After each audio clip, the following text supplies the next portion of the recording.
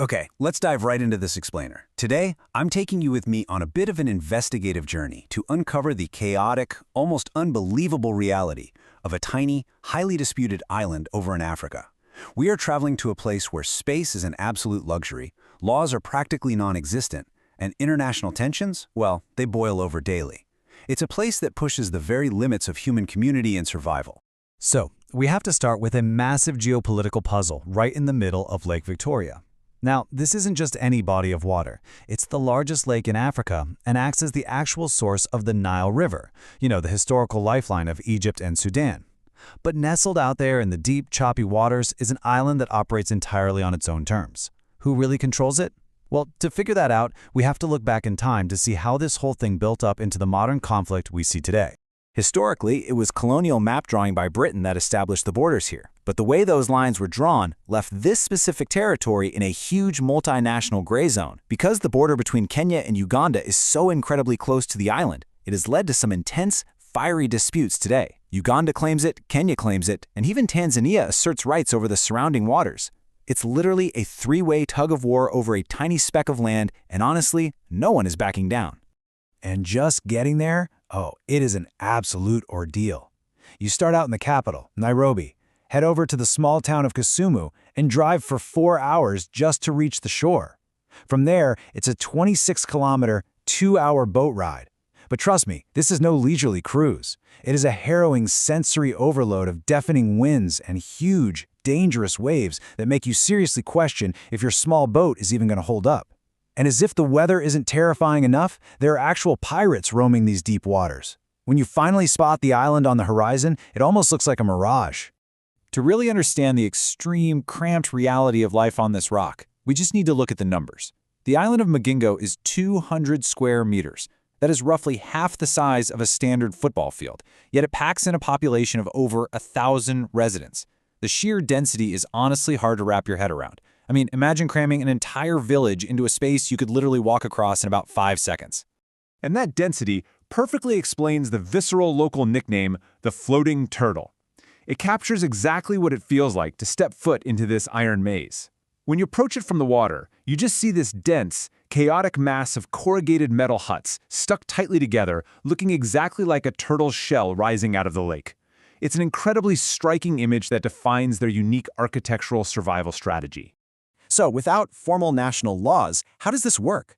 Well, the Kenyan and Ugandan fishermen who live shoulder to shoulder have basically established their own local governance and social rules just to survive.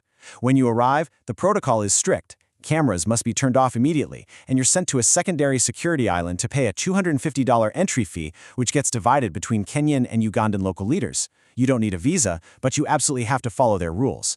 Interestingly, despite their home nations fighting over it, the islanders themselves, Kenyans and Ugandans alike, form this remarkably united community standing against any outside government interference.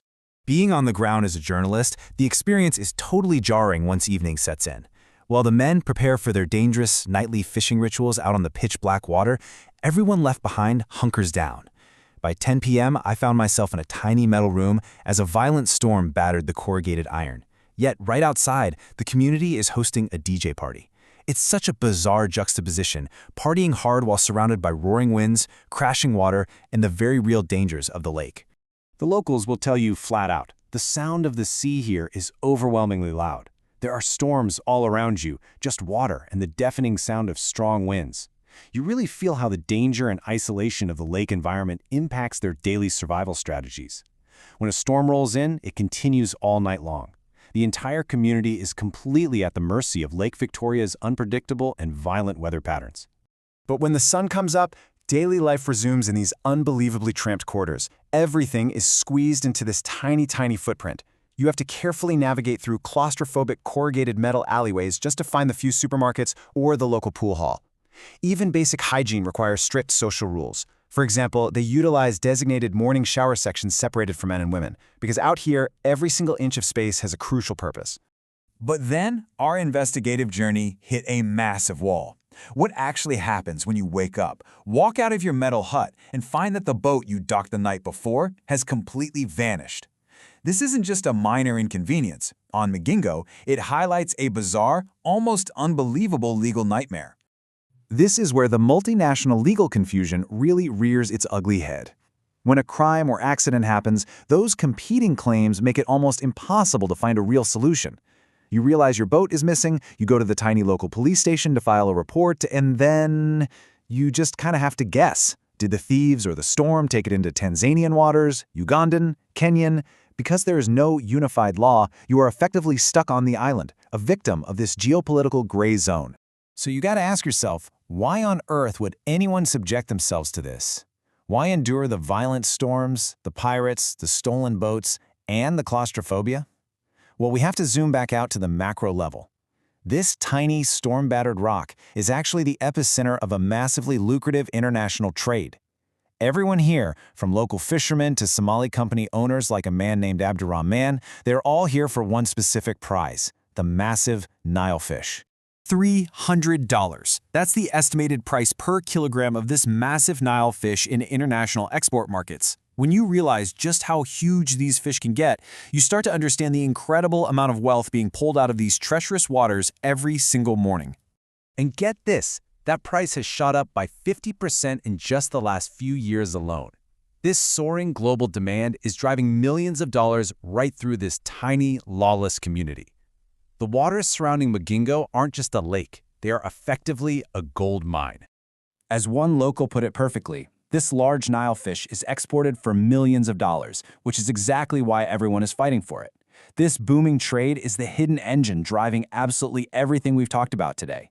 It explains the local economic tension, the presence of those Ugandan pirates, the exorbitant $250 entry fees, and of course, the massive geopolitical standoff between three different countries. It all comes down to the millions of dollars tied up in this Nile purge trade. Which brings us to our final big question. We have a tiny, half-football field-sized rock, teeming with over 1,000 people caught between rival nations and floating right on top of a multi-million-dollar fishery. It really leaves us wondering, how long can this fragile, multinational balancing act survive the sheer weight of global demand?